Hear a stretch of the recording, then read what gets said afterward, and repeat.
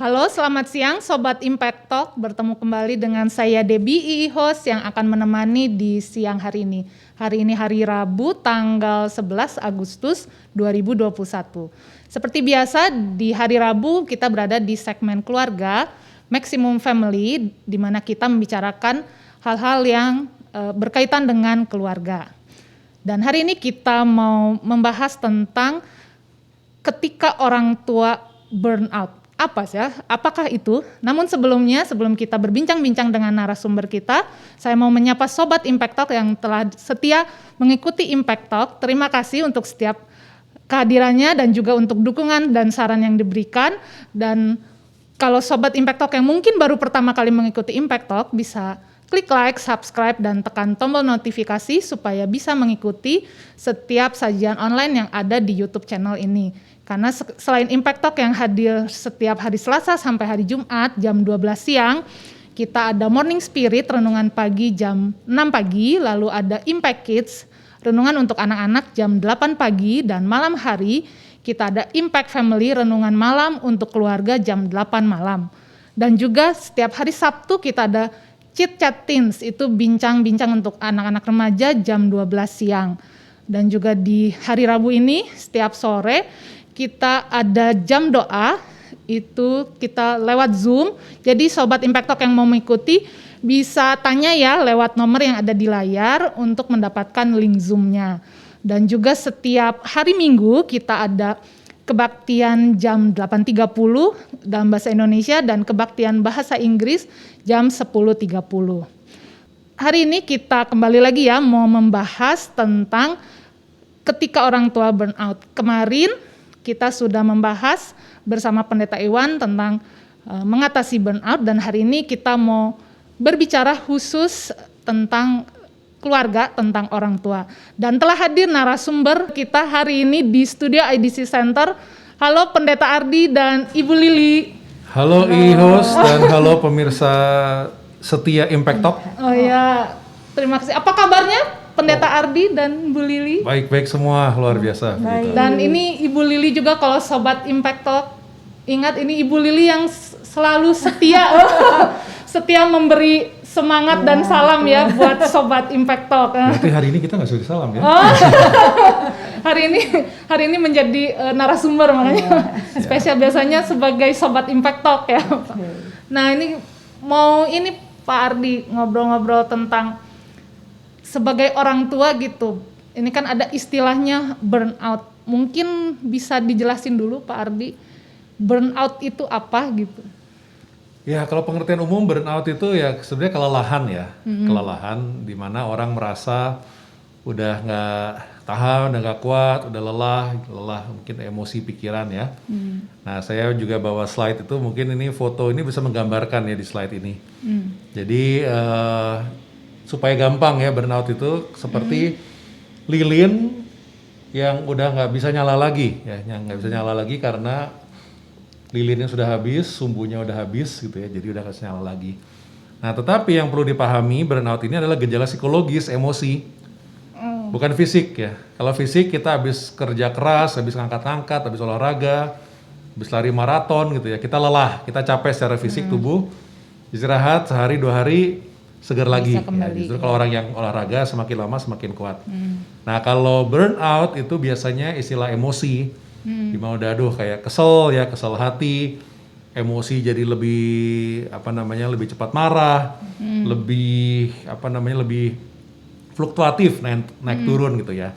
Itu gejala-gejala dari burnout. Tapi burnout sendiri merasa capek, apa-apa capek gitu ya. Apa-apa capek. Nah, gitu ya. Itu biasanya disebabkan apa? Berarti kan kalau fisik kan ya pasti karena ya bekerja, karena itu. Kalau emosi berarti dari apa? Sama sebetulnya ya. Prinsipnya sama kalau kita kelelahan tubuh tetapi kita nggak ada istirahat untuk ada pemulihan.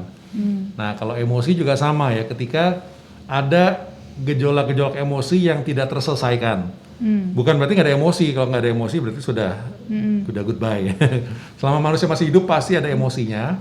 Nah, ketika ada gejolak emosi, ada masalah emosi dan itu tidak terselesaikan, ditumpuk.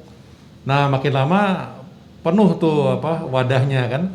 Jadi udah nggak bisa menerima proses perasaan lainnya kalau sudah penuh gitu ya. Dan akhirnya munculnya itu biasanya jadi marah-marah gitu ya Pak?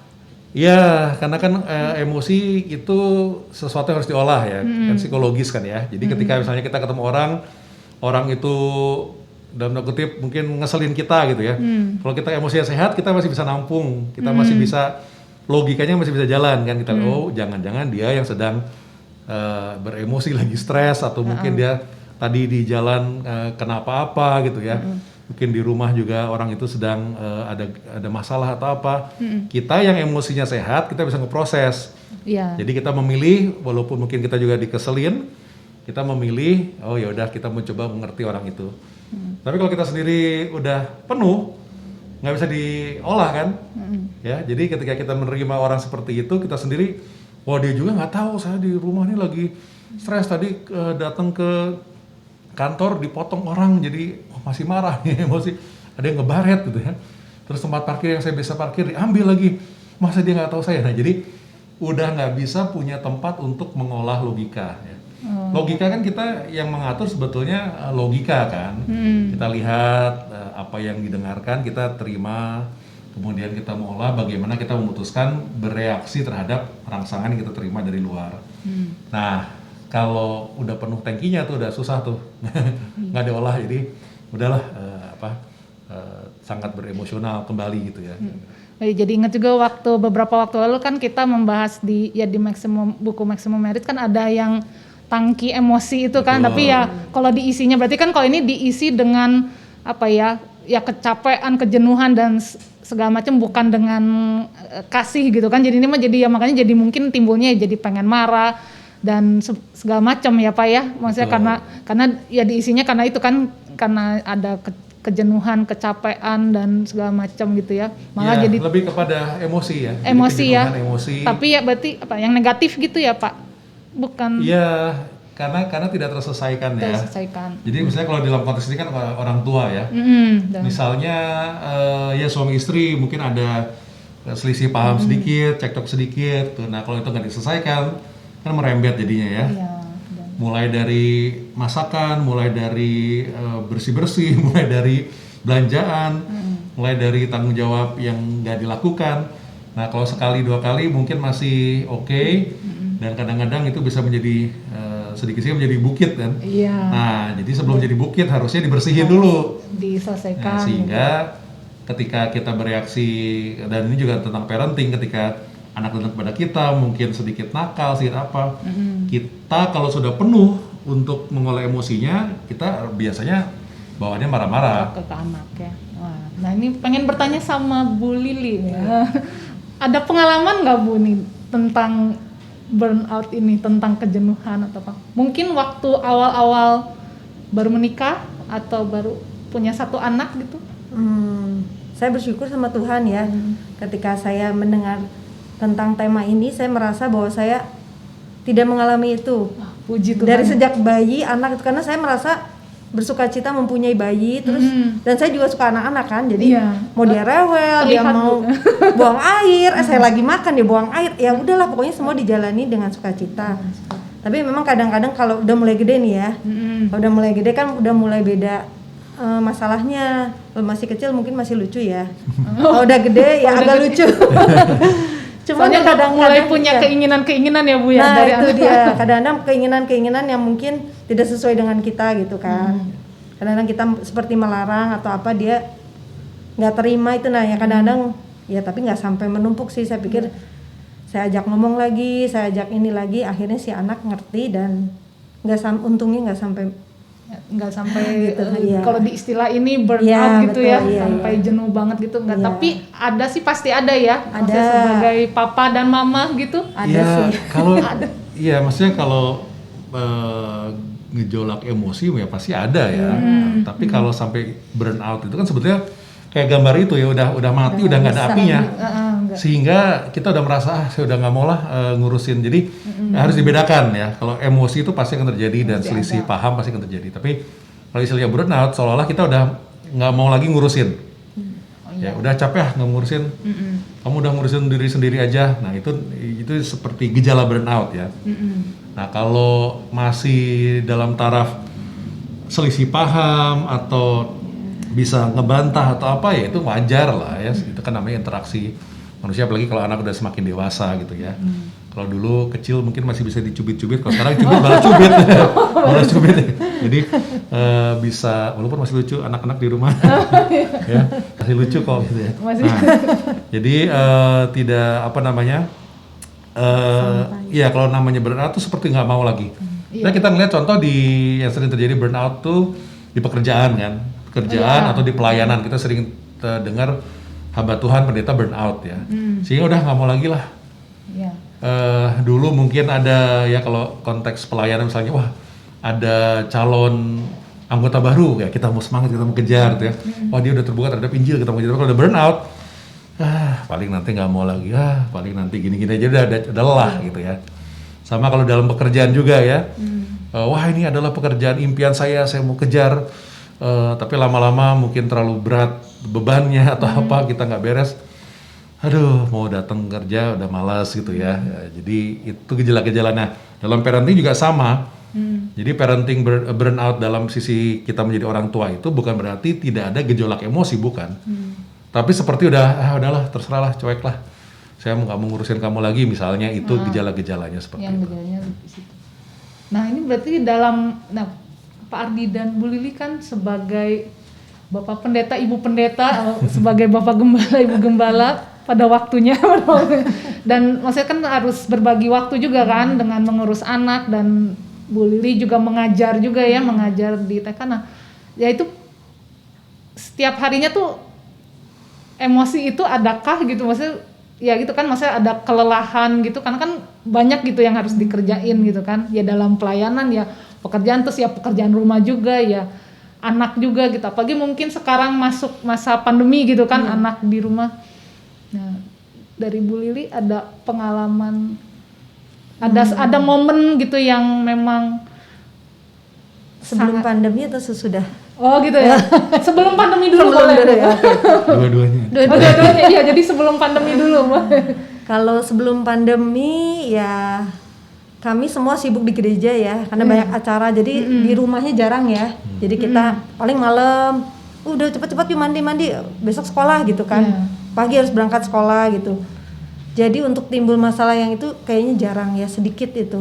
Hanya kadang-kadang kalau nggak beres atau apa yang aduh dikasih tahu berkali-kali nggak ini gitu mungkin kan. Mungkin lebih ke fisik udah capek juga ya Bu. Ya bener, udah sampai rumah udah gitu kan selesai. Tapi kalau sekarang selama masa pandemi ini ketemu terus ya. Dan kadang-kadang ya emosi itu cuman kadang selama mereka belajar dari pagi sampai siang ya, jadi jarang juga sih sebenarnya. Nah sesudah itu baru mereka mulai mengerjakan tugas atau join ada rekaman atau apa. Tapi kalau tidak ada kegiatan itu mereka mulai melakukan hal-hal yang kadang-kadang yang bikin kesel juga sih. Karena kita batasi buka handphone. Sebenarnya mereka hobi juga sih buka handphone. Ketika melodi diberhentikan, nah dia mulai melakukan sesuatu yang menarik perhatian atau apa gitu ya. Tapi tidak membuat sampai. Iya, makanya itu harus memang ini teknis ya. Kalau kita benar-benar bilang burnout ya kita bersyukur ya nggak sampai gitu teman. Tapi ya secara prinsip sama ya, secara prinsip ya kayak tadi istilahnya ya, terlalu sibuk untuk burnout. Padahal biasanya orang burnout karena kesibukan. Karena terlalu sibuk jadi burnout. Tapi kita bersyukur ya bahwa karena kesibukan itu menjadi bagian dari kehidupan, baik untuk kami sebagai orang tua dan juga untuk anak-anak kami yang kami libatkan selalu. Jadi itu pemeliharaan Tuhan ya, pemeliharaan Tuhan ya. Nah kalau mau disebut guyonannya ya, jadi terlalu sibuk untuk burnout gitu ya, nggak kepikir untuk burnout dulu gitu ya. Ya kalau malah udah capek fisik ya udah gitu. Ya sudahlah. Berarti saat melakukan segala tugas pekerjaan dan pelayanan tuh dinikmati ya. Oh iya. Ya Bapak dan Ibu dan anak-anak gitu, maksudnya dinikmati, makanya ya. Iya betul sekali ya. Nggak harus, maksudnya nggak jadi burnout gitu kan, walaupun padat gitu kan. Saya juga mengerti karena dulu juga mengikuti mengalami ya. Gitu. Jadi memang setiap hari ada kegiatan, gitu, hampir setiap hari ya ada kegiatan gitu, tapi ya itu tetap tidak, maksudnya tidak menyebabkan. Makanya kuncinya itu sebetulnya kan bagaimana sesuatu dan apapun juga yang dijalani itu tidak menjadi beban. Kenapa burnout? Karena segala sesuatu yang dialami itu menjadi beban sehingga bebannya numpuk. Kalau nggak jadi beban, dinikmati, disyukuri, berarti walaupun lelah secara fisik, walaupun kejadian-kejadian tertentu mungkin nggak sepaham atau ada selisih paham atau apa, kita menghayati itu sebagai bagian dari sesuatu yang lebih besar dari diri kita, yang lebih mulia. Ya mungkin itu kedengarannya kayak, aduh teori banget lah. Tapi itu kenyataan ya, kenyataan.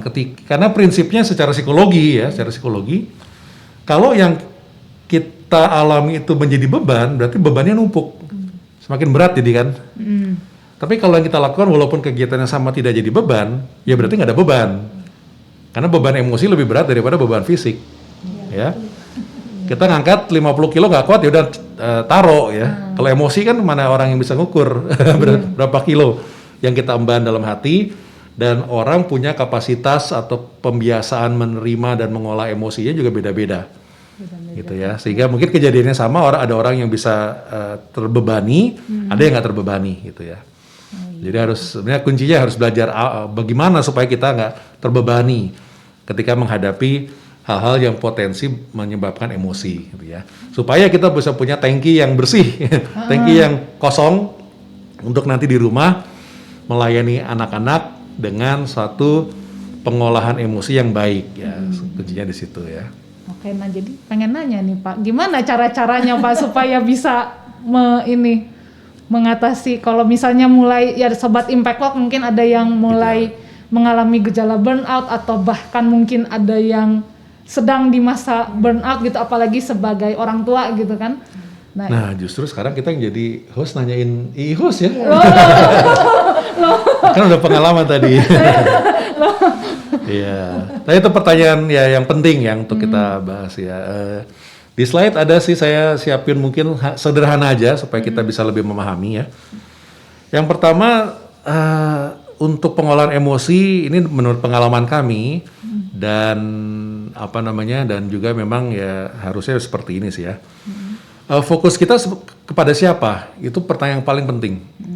Jadi kalau kita lihat di kolom kiri, kalau fokus kita kepada pemuasan kepada diri, ya hasilnya tidak akan baik ya. Kalau kita fokus untuk memuaskan diri kita fokus untuk membela diri kita fokus untuk mengasihani diri kita dan apapun yang egois yang terhadap diri, hasilnya ya tidak akan baik ya. Kita tidak akan puas, kita tidak mau disalahkan, kita membenarkan diri.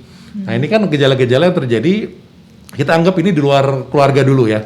Misalnya ini ketika kita mengejar satu pekerjaan untuk kepentingan diri, bisa terjadi hasil-hasil yang sisi kiri tadi untuk diri ya. Makanya orang kerja kan ya kadang-kadang lewat 1 menit dihitung lembur. Karena hitung-hitungan berarti melihat motivasi pekerjaan itu apa. Mau cari duit misalnya, berarti maunya dapat duit sebanyak-banyaknya. Nah jadi terjadi kalau kita mengejar itu nggak bakal puas. Ya, kita gaji 1 juta, terus tiba-tiba besok naik jadi 5 juta, kaget, wow, jadi senang ya. Tapi kalau udah ngejalin 2-3 bulan 5 juta, 5 juta kurang, 10 juta, wow gitu ya. Lama-lama kan orang menyesuaikan ya. Nah jadi kalau tujuannya itu untuk mengejar sesuatu kayak uang atau apa, kita nggak bakal puas. Sehingga dan uang yang sama, anehnya orang bisa puas bisa enggak. Ya, orang yang misalnya dapat sama-sama UMR, UMR Bandung dapat 3,8 misalnya 4 juta, sama-sama dapat UMR, ada yang puas dapat UMR dan yang tidak puas dapat UMR. Ya. Ada yang sama-sama dapat 100 juta misalnya ya, ada yang tidak puas, ada yang puas. Karena kenapa? Manusia tidak pernah puas Pak. Ya jadi karena fokusnya kepada pemuasan diri. Ya, kalau fokusnya adalah sesuatu yang lebih besar, sehingga uang itu penghayatannya kan bukan itu yang kita kejar. Justru itulah sarana bagaimana kita bisa mencapai sesuatu yang lebih besar. Nah, jadi ketika terjadi selisih paham, ketika disalahin rekan kerja misalnya, ya tidak ada pembelaan diri lah untuk apa. Ya. Dan tidak ada mengasihani diri. Aduh, kasihan saya ya. Yang lain kok jam segini pulang saya sampai lembur-lembur terus gitu, tapi nggak dihitung lagi, kasihan ya saya gitu ya. Jadi kadang-kadang seperti itu gitu kan ya. Oh kasihan ya saya kalau pulang harus 50 kilo dari sini, kalau yang itu cuman Jalan 5 menit juga sampai, aduh kasihan ya saya. Karena fokusnya kepada diri. Ya, kalau misalnya fokusnya bukan kepada diri, apapun ya kita lakukan. Kalau kita percaya bahwa tujuan besar itu kita ingin capai. Nah, jadi kalau misalnya dari sisi fokus kita kepada Tuhan, ya kita lihat ya, kita memiliki keinginan untuk melayani. Ya, kalau fokus kita bukan kepada diri, tapi kepada Tuhan atau kepada orang lain aja, kepada sesuatu selain diri kita sendiri, kita fokus untuk melayani, kita fokus untuk menolong orang, kita fokus untuk memperhatikan. Hasilnya dengan kegiatan yang sama, kita bisa mencapai kepuasan batin. Kalau fokus pada diri tidak puas. Ya. Fokus kepada orang lain ada kepuasan batin. Oh, orang itu bisa tertolong ya. Orang lain diuntungkan karena kita menolong mereka. Dan kita bisa mempraktekkan mengasihi sesama. Nah, kalau kita lihat daftar ini, kegiatan-kegiatan dalam tanda kutip pekerjaan kita bisa sama. Tetapi penghayatannya berbeda. Ya, kita bisa ya kayak tadi lah, kita pekerjaan misalnya ya, kita pekerjaan tetapi untuk memuaskan diri ya, tapi kalau kita pekerjaan di layanan jasa, kita menolong orang gitu ya. Kita ambil contoh sederhana misalnya apa ya, menyiapkan burger di restoran McDonald misalnya ya, oh nggak boleh ngebut brand. Enggak Pak, nggak ada endorse. Oh nggak ada endorse ya, siapa tahu nanti dikirim McDonald. Nah, misalnya begitu, kan sama-sama pekerjaannya ya. Apa yang bisa bantu, pesanannya apa gitu ya, terus kita misalnya nyiapin makanannya. Nah, kalau orang menghayati saya mau melakukan ini supaya dapat duit aja, ya nggak bakal puas kan. Tapi kalau saya mau menolong orang yang datang, membuat mereka tersenyum gitu ya. Kalau nggak salah, salah satu moto McDonald brand lagi, itu adalah membuat orang tersenyum kalau di Amerika ya, makanya tuh ada smiley face tuh ya. Nah, kalau kita benar-benar menghayati itu beda kan. Anak datang kita ajak guyon, "Hai ya, kamu lucu banget" atau apa. Nah, itu kan jadi beda. Kita pun pembawaannya jadi beda. Sehingga jadi makanya ini bukan muluk-muluk, bukan berarti wah ini rohani banget, enggak ya. Ini very practical. Jadi ketika kita melakukan tugas kita punya tujuan yang lebih besar, saya mau menolong orang, saya mau berfokus bekerja untuk orang lain, yang sesuatu yang lebih besar daripada diri saya, kepuasannya jadi berbeda. Nah, ini sebagai satu contoh, sehingga ketika kita melayani, ketika kita menolong orang lain, kita punya batin juga jadi tenang kan. Sehingga ketika kita pulang ke rumah, anak mau nyukir balik senakal apa juga, ya kita masih punya tangki, cadangannya masih besar, emosinya, ayo nggak apa-apa kita main, kita spend time sama mereka, benar-benar tulus untuk mengerti mereka, supaya tidak terjadi yang kayak tadi burnout. Nah, bayangin kalau kita di sebelah kiri, udah tidak puas dalam pekerjaan, tidak mau disalahkan, membenarkan diri, kita selalu merasa disalahkan terus, kita selalu merasa dikecilkan terus, kita pulang ke rumah. Nah, ya. Anak minta main. Iya, minta main, udah capek. Padahal kitanya mau, pijitin. Udah gede masih minta pijitin. Wah, tambah marah gitu kan. Ambilin sendal misalnya begitu ya. Nah, mana sendalnya? Papa kok nggak ada gitu ya? Dicari-cari, itu lagi dipakai main buat di atas pohon misalnya kan, jadi tambah waduh.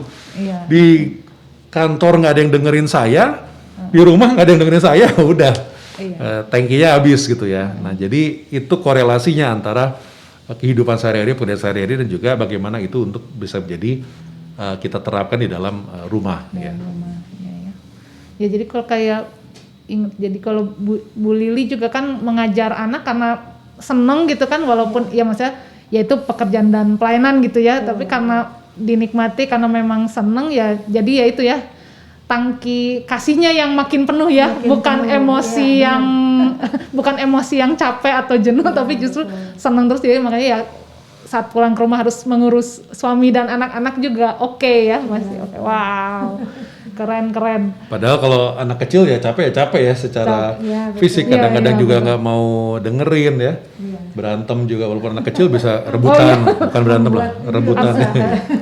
Apalagi kalau mungkin waktu masih lebih kecil susah ya dikasih tahu, maksudnya kita ngasih tahu tapi kan anak belum mengerti dan itu ya. Tapi tetap masih bisa diatasi ya. Itulah kenapa saya tertarik dan mengejar dan sayang. Karena begitu tulusnya ya untuk bisa mengasihi dan mengajar anak itu dengan tulusnya seberapa dalam tanda kutip nyebelinnya, jengkelinnya gitu ya. Nah, kalau enggak kan ngurusin anak dulu juga guru TK udah kesel, nanti pulang nggak ada waktu, nggak ada emosi sisa buat saya, wah susah gitu ya. Betul ya. Nah, karena memang saya lihat ya benar-benar punya passion kan. Kalau ke anak-anak justru semakin sering ketemu anak-anak yang antah berantah seperti apa, semua jadi lucu gitu kan, jadi dibawa enak sehingga justru ada sukacita ya. Padahal kalau dari sisi kegiatan kan sama kan, sama, namanya guru TK, guru playgroup di mana-mana sama, anak-anak kecil ciri khas universal seperti itu, nggak ada anak yang berdirinya tegak dan baik-baik semua tuh nggak ada, itu bukan anak-anak gitu. Nah jadi justru jadi itu prinsipnya kegiatan sama, penghayatan berbeda, proses emosi berbeda, ya. Dan kalau kita bisa memproses dengan baik, kita punya tangki yang besar untuk bisa bertemu sama orang lain, sama suami, sama istri, sama anak-anak pun seberapa beratnya mungkin kita harus ngurus anak dan apapun perhatian yang diperlukan, kita akan punya tenaga untuk melakukan itu ya. Pengen nanya lagi nih sama Bu Lili ya. Jadi kalau misalnya ada nggak nih waktu ngajar itu kan ya, kalau anak sendiri mungkin ya lebih ya pasti ya, karena anak sendiri mah ya cara mengajarnya atau pasti mungkin lebih ada perbedaan kan gitu. Pagi ya bisa konsultasi juga bersama suami gitu. Nah kalau mendidik anak terus ada anaknya mungkin yang disebut kita nakal banget gitu, nggak bisa dibilangin, pernah ada nggak Bu Ci? Atau banyak? Oh banyak. Aduh, banyak ya. Yang istimewa. Ya, oh ya istimewa. Ya maaf bukan. Ya, karena kebanyakan anak-anak itu unik ya. Jadi satu yang begini satu begini kadang-kadang juga menular, yang tadi udah baik, duduk nurut, yang satu muncul yang ini jadi ke bawah gitu kan. Ya kadang-kadang juga emosi sih agak naik juga ya. Cuman saya melihat bahwa saya bukan untuk memarahi mereka, tapi mengajari mereka untuk melakukan hal yang benar dan mendidik mereka begitu, karena mungkin kalau saya lihat latar belakang keluarga yang membuat anak-anak menjadi unik gitu ya. Jadi kalau melihat keluarga yang ini, wah kayaknya keluarga yang harmonis, tapi kalau yang kenapa anak ini kok seperti ini, karena latar belakang keluarga ada masalah seperti itu. Oke, nah kalau gitu jadi maksudnya bisa ya, kan ini mulai nih emosinya agak naik gitu. Tapi gimana supaya ya itu tadi ya diingat untuk bahwa mengajar bahwa ini tugasnya Bu Lili itu untuk mengajar anak-anak gitu ya, untuk memberikan kasih gitu ya, Bu Lili ya. Jadi mengajarnya dengan kasih. Ya. Jadi kalau ngajar aja nggak akan sampai itu pesannya. Anak malah kesal, malah tambah emosinya, kadang-kadang malah lebih makin naik ya. Dikasih tahu ya kadang-kadang saya juga agak keras, jangan begini, kok malah anaknya jadi malah nggak bisa nerima, jadi diajak ngomong baik-baik, diajak main, baru anaknya tenang, baru bisa. Jadi berarti dalam proses ya sebagai orang tua ke anak sendiri dan ya ke anak orang lain juga berarti harus belajar juga ya tentang sifat anak-anak ya, maksudnya tentang karakter anak-anaknya, karena ya itu ya berbeda-beda gitu ya. Betul. Jadi saat harus tadi juga yang Pak Ardi jelasin kan, maksudnya harus melayani orang lain gitu, tapi ya maksudnya kitanya meredam emosi, meredam emosi, belajar untuk meredam emosi, tapi juga harus terus belajar juga ngertiin setiap keistimewaan anak-anak gitu ya, betul. Karena berbeda-beda. Wow, oke. Semangat Pak Ardi dan Bu Lili. Harus sangat ya. Nah, kalau gitu ini dari perbincangan kita hari ini ada pesan-pesan nggak nih Pak Ardi buat sobat-sobat Impact Talk? Ya, pesannya kita harus bisa bertumbuh ya. Karena mengolah emosi itu kan butuh kedewasaan ya, pertumbuhan ya. Kalau teori bisa dipelajari ya, yang bilang anak berbeda-beda kan semua teori psikologis juga berkata demikian kan. Semua teori parenting juga berkata demikian gitu kan. Nah kalau semakin kita bertumbuh berarti kita menghayati dan meyakini itu benar, berarti kita juga menerapkan ya. Nah memang kita nggak bisa sendirian ya, kadang-kadang kita merasa kita sendirian, kadang-kadang kita merasa wah saya nggak ada yang ngertiin saya. Nah itulah pentingnya suami istri yang punya hubungan terbuka, mesti terbuka, bisa ngobrol, bisa saling menguatkan, bukan justru saling menjatuhkan ya. Kadang-kadang jangan sampai ya kita melihat kadang-kadang malah membumbui gitu ya. Tuh, ayo tuh marahin tuh kan berat. Jadi malah disuruh gitu kan. Itu nggak boleh ya kalau gitu kan. Jadi kita bukannya melengkapi, malah mendobel. Jadi udah satu emosi tambah didobel jadi dua emosi gitu ya. Nah, kalau pesan dari firman Tuhan, saya rasa Alkitab, dan itu yang kita yakini, Alkitab pasti udah memberikan jawaban-jawaban solusi ya. Mungkin saya kasih beberapa hal gitu ya. Boleh, Pak. Secara singkat aja. Yang pertama kalau kita lihat dalam 1 Tawari ini, di sini jelas ya. Di sini dikatakan bersyukurlah kepada Tuhan, panggilah namanya, perkenalkanlah perbuatannya di antara bangsa-bangsa, bernyanyilah baginya, bermasmurlah baginya, percakapkanlah segala perbuatan yang ajaib, bermegahlah di dalam namanya yang kudus, biarlah bersuka hati orang-orang yang mencari Tuhan. Dan ayat yang 11 itu ayat kuncinya, carilah Tuhan dengan kekuatannya, carilah wajahnya selalu. Dan ini Tawari loh ya. Tawari kan berarti awal-awal Tuhan memanggil bangsa Israel. Nah, jadi kalau di situ kita lihat apa poinnya di sebelah kanan. Kita berfokus bukan kepada diri sendiri. Tuhan menyatakan di situ, bersyukurlah Tuhan, perkenalkanlah perbuatan Tuhan yang ajaib di antara bangsa-bangsa. Jadi Israel pun dari awal diajarkan jangan berfokus pada diri. Tujuan mereka dipilih adalah untuk memperkenalkan Tuhan kepada seluruh bangsa lain. Ya. Nah, jadi ada masalah, mereka burn out. Mereka burn out beribadah kepada Tuhan Allah satu-satunya karena mereka berfokus kepada diri sendiri ya, tidak menjalankan tugasnya. Ingat ini Tawari ya, belum didirikan, belum masuk ke tanah perjanjian ya.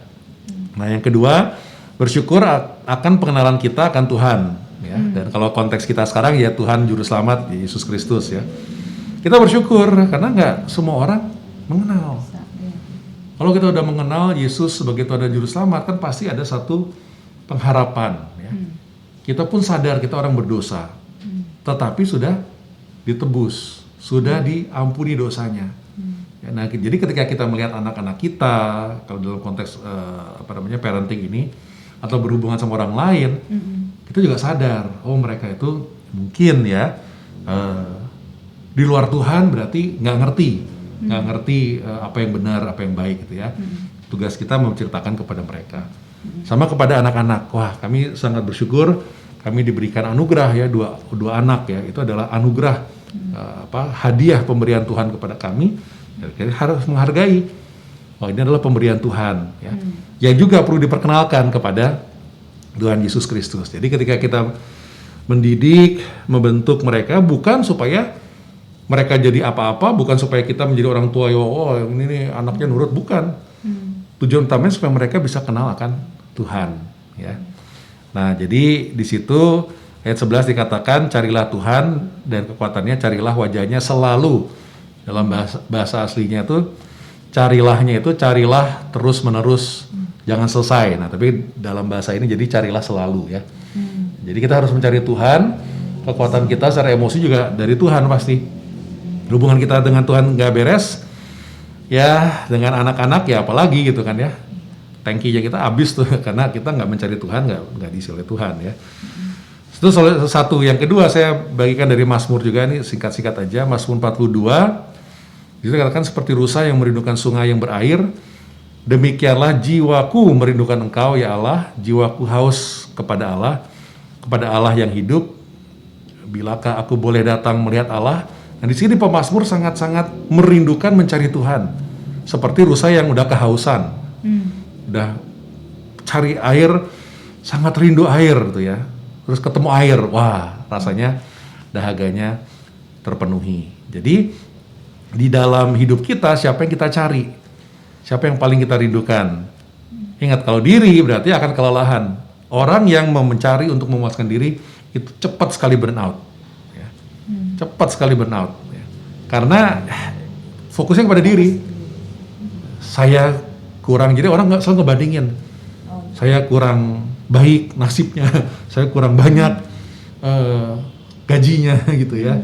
Saya kurang dikasihi, lihat orang lain yang sukacita sama orang tuanya juga iri. Wah, orang tua saya dulu nggak memperlakukan saya seperti itu ya. Lihat orang jalan-jalan sama keluarga, wah saya nggak pernah diajak jalan-jalan sama orang tua. Jadi, wah kayak orang termalang sedunia gitu ya. Karena fokus kepada diri sendiri, sehingga mencari kepuasan diri. Itu akan cepat burnout, dijamin, garansi 100%. Mau dianalisa secara teologis ya, psikologi juga iya, mengatakan yang sama ya. Tapi kalau kita mencari sesuatu yang lebih besar, kalau bahasa psikologinya aktualisasi diri, sesuatu yang di luar dari diri kita, tapi kalau dalam kitab sudah dijelaskan dengan sejelas-jelasnya, mencari Tuhan, kita akan puas. Ya. Walaupun situasi, walaupun keadaan, konteks bisa mengancam dan tidak menguntungkan untuk keegoisan kita, tetapi kita tetap terpuaskan, kita punya sukacita. Ya. Nah, dan ini yang terakhir mungkin pesannya nih ya, harapan yang perlu kita pegang, karena kita sebagai umat Kristen, bedanya kita sama orang yang di luar Kristus adalah kita punya harapan. Separah-parahnya apa? Meninggal dunia. Itu pun kita diberikan jaminan hidup yang kekal. Berarti tetap ada harapan kan? Ya. Dan di sini kita lihat di dalam ayat yang terkenal ya, Ratapan 3 ayat 21 sampai 23. Tetapi hal-hal inilah yang kuperhatikan, oleh sebab itu aku akan berharap. Tak berkesudahan kasih setia Tuhan, tak habis-habisnya rahmatnya, selalu baru tiap pagi, besar kesetiaannya. Ya. Nah kalau kita lihat ayat ini sangat luar biasa. Ini kan ratapan ya, tangisan, seruan dari Yeremia. Yeremia di dalam setiap kesusahannya dia ditolak. Yeremia khotbahnya kan luar biasa ya, tapi nggak ada yang dengar, nggak ada yang mau bertobat karena khotbahnya. Sedih dia, ya, meratap-ratap, nangis ya. Kenapa kok nggak ada yang bertobat? Aduh ampun deh gitu ya. Nah di situ pun dia merasakan karena ini panggilan Tuhan, Tuhan tidak meninggalkan dia, seperti dia itu memperoleh sesuatu yang baru, memperoleh rahmat kemurahan, mercies, selalu baru tiap pagi. Dan itu pengharapan kita. Mungkin teman-teman pemirsa Sobat Impact Talk di rumah udah merasa sedikit burnout. Kalau kita datang kepada diri ya nggak bisa, udah nggak ada lagi mau cari apa. Kan kita burnout, kita mencari ke dalam diri, ya nggak bakal dapat, udah habis kan. Justru kita harus mencari sesuatu di luar diri kita. Tapi bukan kepada manusia, tapi kepada Tuhan yang berjanji memberikan rahmat setiap pagi, baru lagi rahmatnya. Wow ya, jadi setiap hari, setiap itu baru. Sehingga ada harapan. Kalau malam ini, hari ini misalnya kita mungkin merasa kesel sama suami dengan istri, sama anak. Dalam nasihat firman Tuhan ya, jangan sampai kita tidur dengan kesel kan, beresin dulu. Karena besok pagi ada sesuatu yang baru ya, rahmat Tuhan. Ya, kalau mungkin kita berantemnya juga malam-malam, mungkin nggak sempat mempraktikkan karena matahari udah terbenam kan. Jangan tunggu 24 jam, karena besok pagi mungkin kita sudah tidur, kita sudah berdoa pada Tuhan. Harapan dalam Tuhan selalu baru, dan ini janji Tuhan memberikan kepada kita rahmat yang tidak habis-habis, kesetiaan Tuhan yang begitu besar. Ini pesan bagi. Biasa. Dari Bu Lili ada tambahan? Sama lah, kurang lebih seperti itu ya. Jadi mungkin yang perlu diingat juga, kita harus terus mengisi dengan renungan harian dengan Tuhan. Selalu betul. Itu harus berdoa tiap pagi atau waktunya kapan ya. Karena itu yang sangat menolong pada saat berhubungan dengan anak-anak, dengan suami. Mungkin itu yang perlu ditekankan. Oh iya. Kalau saya simpulkan, jadi berarti yang pertama cari Tuhan ya, Pak ya. Yang pertama cari Tuhan berarti ya itu ya dengan baca renungan, baca Alkitab, renungan gitu, berdoa ya. Dan sungguh baik itu pagi-pagi ya, supaya sebelum memulai hari ya. Tapi kapanpun boleh ya, kapanpun boleh. Terus yang kedua berarti jangan fokus sama diri ya. Jangan fokus sama diri, tapi ya berarti tetap melihatnya ke orang lain dan ya ke Tuhan. Seperti kayaknya di firman Tuhan juga kan banyak yang mengingatkan bahwa kita melakukan semuanya juga untuk Tuhan ya Pak. Ya. Jadi pokoknya jangan fokus sama diri sendiri, karena ya itu akan merasa kurang terus ya. Iya. Akan merasa kurang terus. Iya kan perintah utama kasih Tuhan, kasih sesama. Iya, Bukan bilang kasih diri, enggak. Ya. Karena itu kemurahan Tuhan ya, dengan kita mengasihi Tuhan, dalam kita mengasihi sesama kita, anehnya gitu ya, kita juga merasa terpuaskan. Walaupun kasih itu adalah pengorbanan. Iya. Ya. Jadi itu ajaibnya, dan itu adalah suatu rancangan yang Tuhan berikan ya. Kalau kita mau hidup bahagia ya, kita memang harus mengasihi Tuhan dalam perwujudan kita mengasihi sesama kita gitu ya, termasuk anak-anak, apalagi anak kita sendiri dan juga pasangan kita gitu ya, dan juga orang lain semua ya. Dan yang ketiga tadi berarti di dalam Tuhan kita ada harapan ya, ada pengharapan ya, ada harapan yang perlu kita pegang adalah bahwa ya setiap hari itu ada rahmat Tuhan buat kita ya. Betul. Tangki emosi kita habis, tetapi karunia Tuhan, rahmat Tuhan tidak pernah habis. Tidak pernah habis. Wah, itu yang luar biasa. Makanya bisa mengatasi kalau mulai mengalami gejala burnout gitu ya. Betul sekali. Puji Tuhan. Terima kasih nih Pendeta Ardi dan Bu Lili Sama-sama. untuk siang hari ini sudah berbagi dengan kami, dan Sobat Impact Talk juga terima kasih sudah mengikuti Impact Talk, dan tetap saksikan Impact Talk setiap hari Selasa sampai hari Jumat jam 12 siang, dan besok ada tema lagi yang menarik ya di tema Modern Life. Dan untuk Impact Talk hari ini sampai di sini, saya Debbie host. Saya Ardi. Saya Lili. Kami pamit undur diri, sampai jumpa lagi. Tuhan Yesus memberkati.